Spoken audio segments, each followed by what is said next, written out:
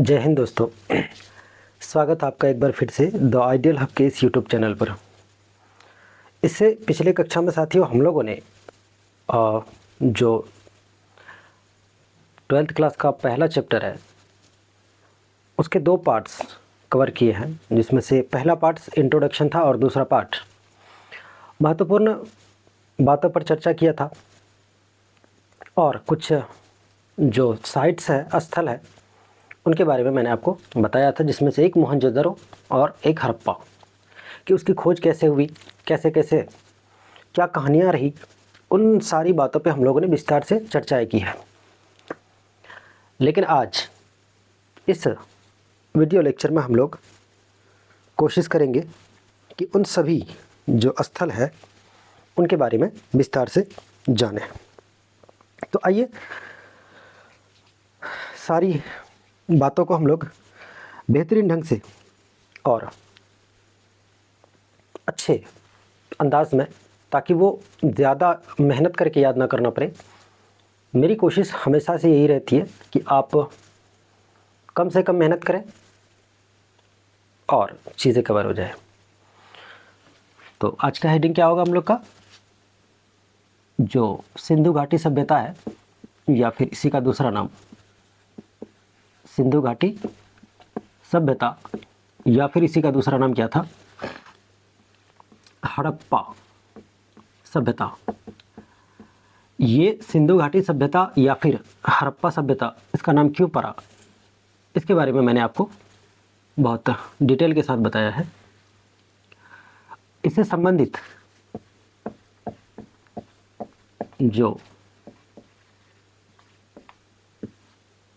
स्थल है, स्थलों की आज हमें जानकारी प्राप्त करनी है, मतलब आपको करनी है, मुझे भी, क्योंकि मैं भी आपसे बहुत कुछ सीखने का प्रयास करता हूँ। क्योंकि आप भी देख पाते हैं कि कैमरे के सामने बहुत अजीब सा लगता है, ख़ास करके मुझे, क्योंकि मैं जब लोगों के सामने आता हूँ तो मुझे ऐसा फील होता है पता नहीं क्या होगा। फिर ये कैमरा है, मुझे तो ऐसा लग रहा है कि कैमरा पता नहीं। तो चलिए एक एक करके हम लोग सभी चीज़ों के बारे में समझने का प्रयास करते हैं। तो जो पहला साइट है, आपको मैंने बताया था कि जो पहला साइट है, पहला स्थल है, उस स्थल का नाम है हड़प्पा। ठीक है।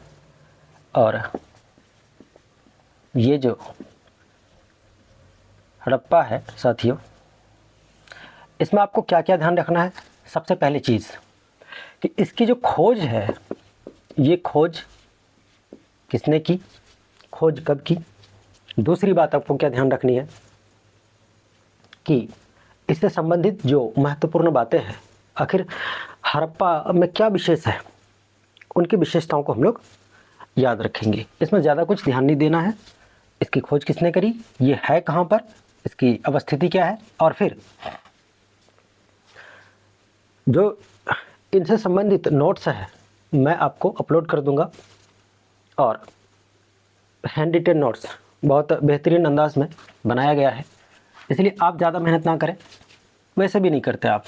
चलिए, तो जो खोज की अगर बात करें तो खोज किसने करी, आपको मैंने बताया था इसकी खोज दयाराम साहनी जी ने करी है। कब? तो 1921 ईस्वी में। ये दयाराम साहनी जॉन मार्शल की जो टीम थी, दो टीमें गठित की थी, उनमें से एक टीम जिसके जो मेंबर थे, मतलब अध्यक्ष थे, वो दयाराम साहनी थे, और दूसरे जो टीम के मेंबर थे, मतलब अध्यक्ष, वो राखलदास बनर्जी थे। तो दयाराम साहनी जी ने 1921 में कहाँ से? तो साथियों, रावी नदी के तट से, रावी नदी के तट से इसको खोज निकाला था। ये जो रावी नदी है ना, ये रावी नदी क्या है? तो ये सिंधु की सहायक नदी है। सिंधु की सहायक नदी। सहायक नदी मतलब ट्रिब्यूटरी। इसका क्या मतलब होता है? जैसे ये कोई एक मुख्य नदी है, बड़ी नदी है, और इसमें कई छोटी छोटी नदियाँ अलग अलग जगह से निकलकर इसमें आके मिलती है।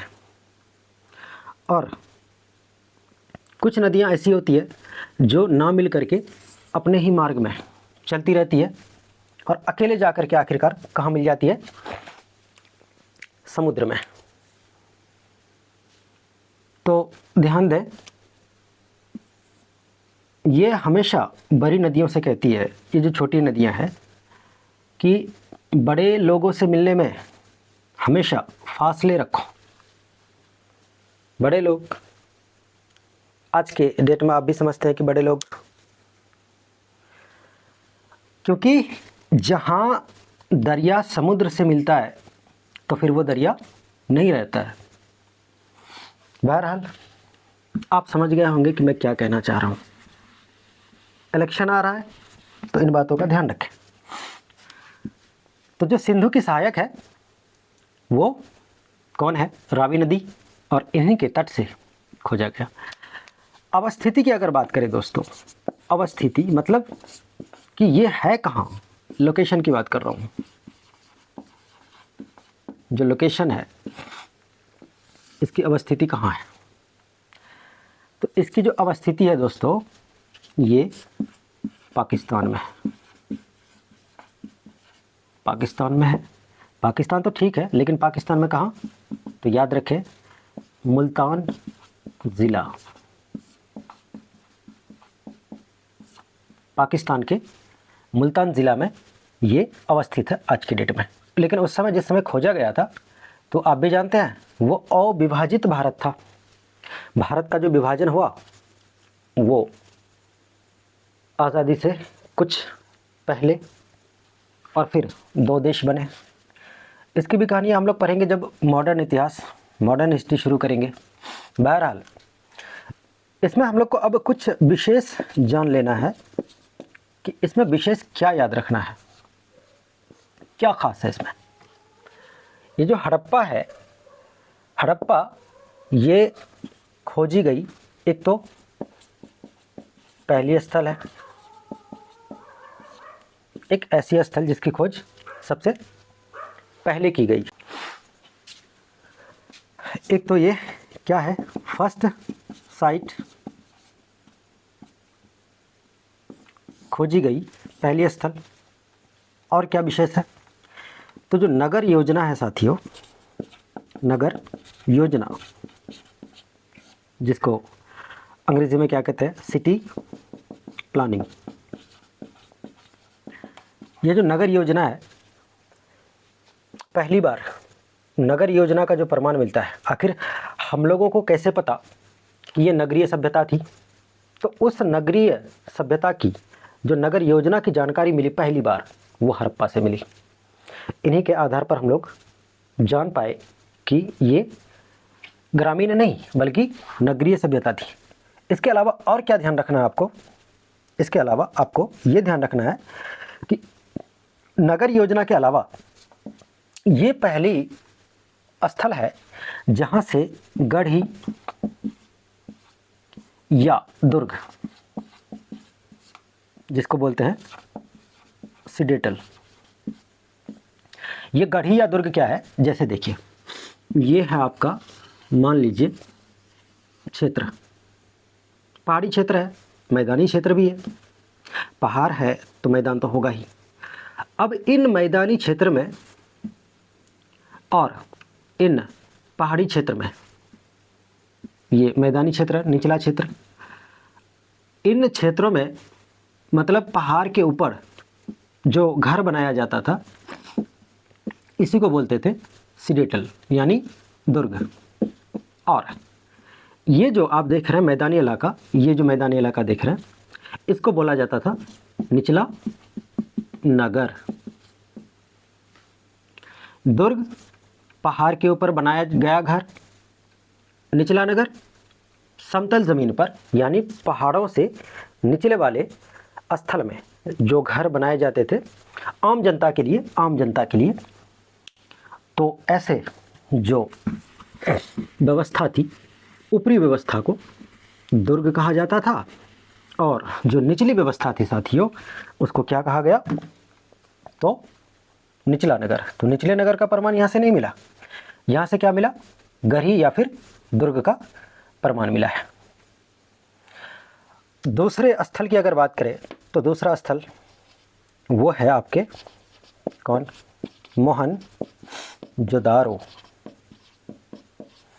इसको मोहनजोदड़ो भी कहते हैं, मतलब एक्चुअल में ये मोहनजोदड़ो ही है, लेकिन चूँकि मूवी बनी थी इस पर तो उसमें नाम रखा गया था मोहनजोदारो, जिसमें ऋतिक रोशन मुख्य भूमिका में नज़र आए। इसके अगर खोज की बात करें तो खोज किसने करी थी? राखलदास बनर्जी। राखलदास बनर्जी। कब? तो इसमें देखिए कहीं कहीं 1921 मिलता है, कुछ बुक्स में इसकी जो खोज की बात करी गई है 1922 मिलता है। लेकिन आपको ये ध्यान रखना है कि एनसीईआरटी क्या कहता है। जो एनसीईआरटी है दोस्तों वो 1922 कहता है, तो आपको 1922 ही ध्यान रखना है कि 1922 में जो राखलदास बनर्जी था उन्होंने मोहनजोदड़ो का पता लगाया, खोज करी। ये मोहनजोदड़ो वर्तमान में कहाँ है? तो ये भी पाकिस्तान में है। अवस्थिति की अगर बात करें, लोकेशन की अगर बात करें तो Mohenjodaro is also located in Pakistan. लेकिन पाकिस्तान में कहाँ? तो पाकिस्तान में आपने सुना होगा लड़काना ज़िला। लड़काना ज़िला नहीं है दोस्तों, ज़िला तो मांटगोमनी है, लेकिन वो जो जगह है उस जगह का क्या नाम है? तो लड़काना। कौन से नदी के तट पर है? तो ये जो नदी है ये सिंधु नदी है। सिंधु नदी जो कि एक मुख्य नदी है, और इस सिंधु नदी के नाम पर ही इस सभ्यता का जो नाम पड़ा वो सिंधु घाटी सभ्यता नाम पड़ा। अब आइए इसके देखिए, क्योंकि कोई भी चीज़, कोई भी वस्तु याद तभी रखी जाती है जब उसके अंदर कुछ खासियत हो। तो मोहनजोदड़ो इस बात के लिए खास है क्योंकि जब इसकी खोज की गई और खोज करने के बाद इस पे और विस्तार से खोज किया गया तो क्या मिला? बहुत से मृत शरीर का अवशेष। जब मृत शरीर का अवशेष मिला साथियों, और ऐसा नहीं कि एक दो अवशेष मिले, नहीं, बहुत बड़ी संख्या में मृत शरीर के प्रमाण पाए गए। Evidences of dead bodies, a number of dead bodies, not a single dead bodies. तो साथियों इस वजह से इस स्थल का जो नाम रखा गया, मतलब उपनाम जिसको कह सकते हैं आप, वो क्या नाम पड़ा? मृतकों का टीला। मृतकों का टीला, माउंड ऑफ डेड।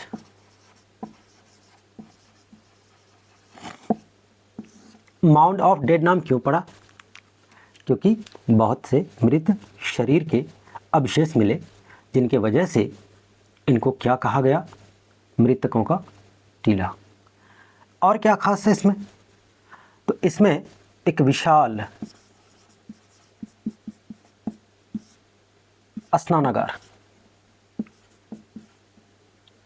स्नानागार जिसको हम लोग अंग्रेजी में कह सकते हैं ग्रेट बाथ। और एक चीज़ यहाँ जो हड़प्पा है साथियों, इसमें एक और बात आप याद रख सकते हैं। क्या? यहाँ से जो प्रमाण मिला, यह लिख देता हूँ, और क्या प्रमाण मिला? तो जो एक विशाल अन्नागार है, अन्नागार मतलब जहाँ पे अनाज रखे जाते थे, ग्रेनरी, उनका भी प्रमाण देखने को मिला है। कहाँ से? हड़प्पा से। हड़प्पा से अन्नागार और मोहनजोदड़ो से स्नानागार। इतनी सारी बातों का ध्यान रखें, इससे ज़्यादा आपके एग्ज़ाम्स में क्वेश्चन नहीं आते हैं। किसी भी एग्ज़ाम्स में अगर क्वेश्चन भी आते हैं ना, तो जितना मैं बता रहा हूँ ये काफ़ी है, एनफ। अगला स्थल आप याद रख सकते हैं, चन्हुदारो या चन्हुदरो भी कह सकते हैं, चन्हुदरो। ये खोजा कब गया? इसकी खोज 1931 में हुई थी। किनके द्वारा? तो साथियों याद रखना, जो खोज हुई वो R.A. मजूमदार के द्वारा। R.A. मजूमदार के द्वारा। इसकी अवस्थिति क्या है? मतलब ये है कहाँ? ये भी पाकिस्तान में है।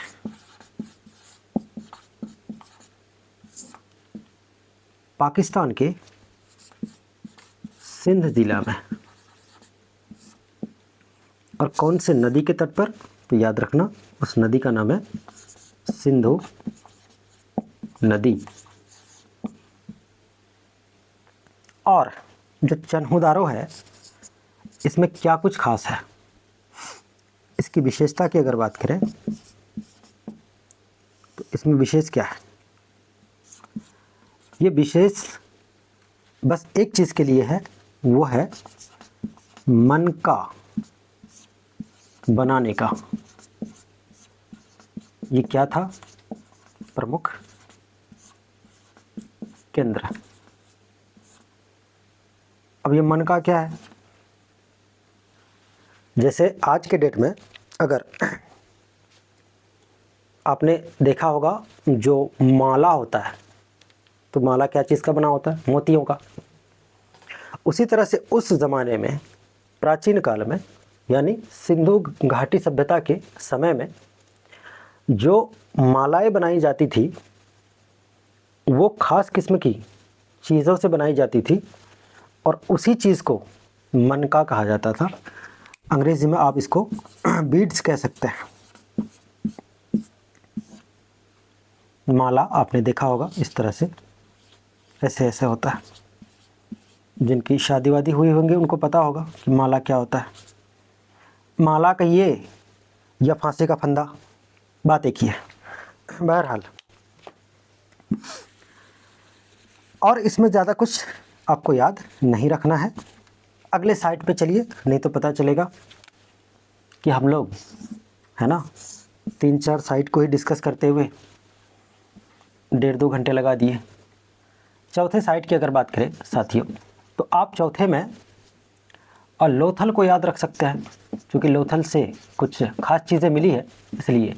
क्योंकि जो खास है मैं उन्हीं की बात कर रहा हूँ, जो बहुत ज़्यादा खास नहीं है, मैं उनको नोट्स में प्रोवाइड कर दूंगा और सिर्फ यहाँ पे बता दूंगा कि आपको क्या क्या ध्यान रखना है। लोथल साथियों, लोथल की जो खोज है ना, इसकी अगर खोज की बात करी जाए तो खोज 1955 में हुई थी। किसके द्वारा? 1955 में हुई थी। ये खोजे किसने? S.R. राव। लोथल खोज किसने? S.R. राव ने। कब? 1955 ईस्वी में। इसकी अवस्थिति की अगर बात करें कि ये अवस्थित है कहाँ, तो अवस्थिति की अगर बात करें तो ये अपने प्यारे भारत, कहाँ? भारत में। कहाँ पर?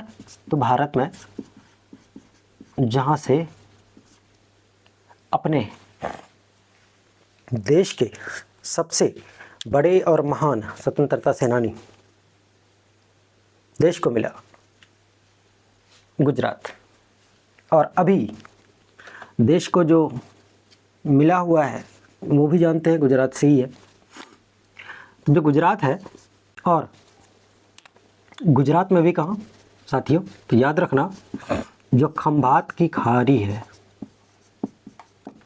खंभात की खाड़ी यहीं पर अवस्थित है। कौन? लोथल। इसमें क्या विशेष क्या है? विशेष ये है कि यहाँ से दुकान का प्रमाण मिला है। और क्या चीज़ का प्रमाण मिला है? और अगर देखा जाए तो एक क्या बोलते हैं उसको, डॉकयार्ड, मतलब हिंदी में गोदीबाड़ा। दुकान और गोदीबाड़ा मतलब डॉकयार्ड का प्रमाण मिला है। ये डॉकयार्ड होता क्या है? तो डॉकयार्ड मतलब जो व्यापारी आते थे, तो व्यापारी किससे आते थे? जहाज से, और जहाज लेकर के जहाँ रुकते थे, रुकने का ही स्थान, किनके रुकने का स्थान? जो बिजनेसमैन आते थे, बिजनेसमैन अपने जहाज लेकर आते थे, पानी जहाज की बात कर रहा हूँ मैं, और वो जहाँ जिस जगह आकर रुकते थे, यानी ये डॉकयार्ड आज का बंदरगाह कह सकते हैं कि जो रोल आज बंदरगाह निभा रहा है वो उस समय गोदीबाड़ा के नाम से जाना जाता था। ठीक है। और क्योंकि आज ना साथियों लाइट की बहुत परेशानी है, इसलिए मैं चाहता हूँ कि आज इतना ही रखा जाए।